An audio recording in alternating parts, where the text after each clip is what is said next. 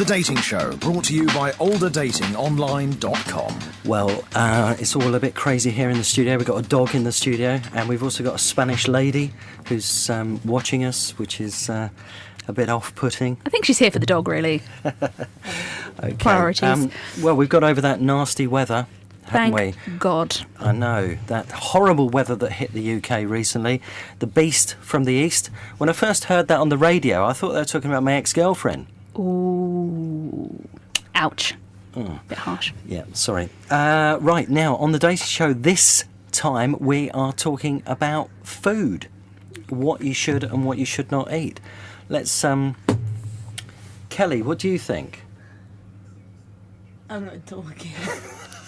Okay, we'll leave you out of it. You can just watch. So, Grace, you've had a look at this. So, what are the good? Do you go? I mean, I've been on a few dates where I've had soup, and that's not really a good idea. It's slurpy, it's loud, it's probably not the most romantic meal. And you could say the same about pasta or anything particularly liquidy. You're putting yourself in a situation where there could be splashing and there could be stains. I know. And yeah, it's just not a good one to go for. So what you've done some research on this. So what sort of foods do work? I would say, sharing can be nice. So maybe get a starter that you guys can share, nice and intimate and romantic. Stay safe, stay with something dry and that is easy to eat. Steak is always good. You don't want pasta on the chin. You don't want curry all over the shop. So stick with something that's quite solid and easy to manage. Right, okay. And what are the other stats this is the research about food and dating profiles. Okay.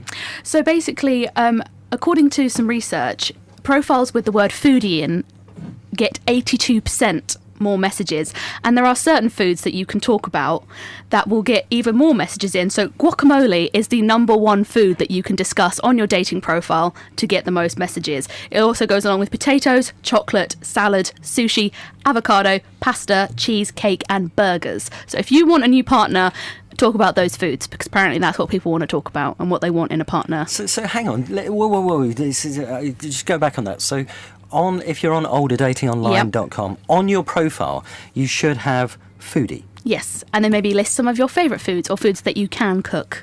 Okay. Such as guacamole, because apparently that'll really impress a person.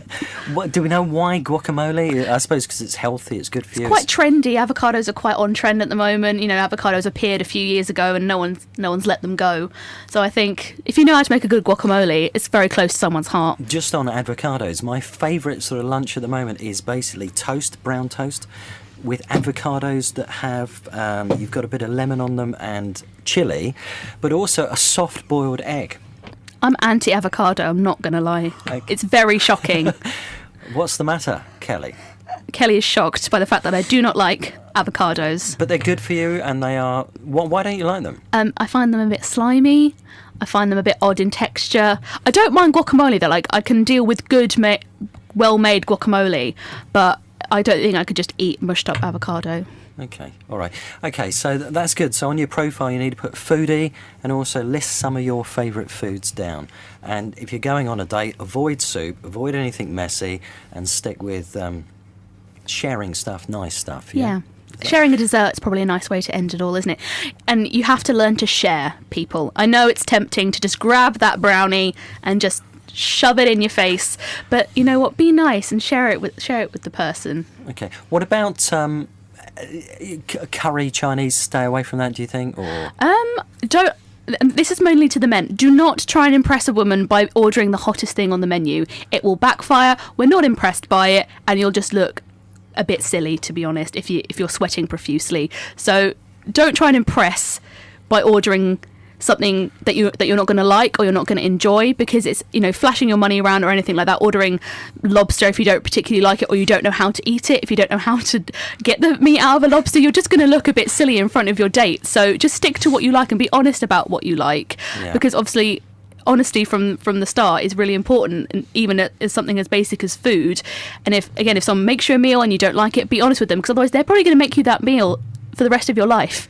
And you don't want to be faking liking a meal for the rest of your life. It's a long time. Do you think you can judge people a lot by what they eat? I think so. I don't think it should be a deciding factor, but I think if you meet someone who hasn't had a lot of options to to try a range of foods, don't judge them too harshly. Not everyone has had particular upbringings where they're, you know, encouraged to eat exotic or try new things. So that could be something that you could try together. If one of you has a limited appetite of things that they like, you could go do a food tasting together and try and find what you like together, what you can eat as a couple. I think Japanese. I think Japanese would be quite cool to take somebody to a Japanese restaurant and try that. Things like Ethiopian food is very, very popular now. So just you know, take them outside of their comfort zone a little bit and try something new together. Okay.